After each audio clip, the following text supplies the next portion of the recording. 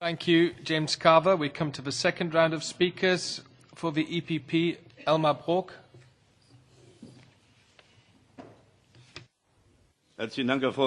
Thank you very much, Chair.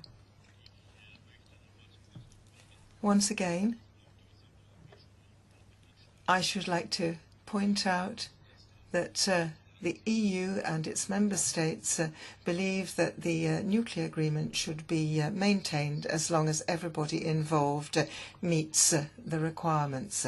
And Iran is doing so, and this is something which has been confirmed by several. And so I think also looking at what has been decided in the UN is something that we have to look at cautiously. Now, I think that what is very important is to reduce the number of nuclear weapons worldwide, looking at what's happening in North Korea, for example. Secondly, the Islamic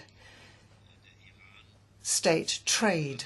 I think looking at what is being done in Lebanon, in Yemen, and in certain parts of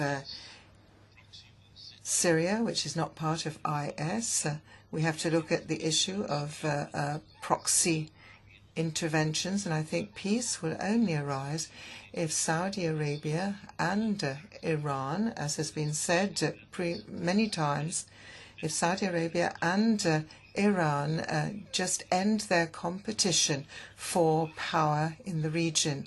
So this is something which has to come to an end, and I think that the Astana process is something which we have to look at very cautiously because it only includes a part of the problem.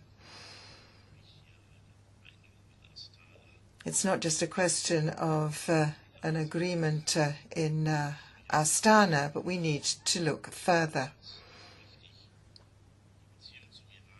And I think that our relationship with Iran needs to be promoted. Together we can solve common problems, but a sine qua non requirement is, I think, the issue of the acceptance that the Israeli state has a right to exist.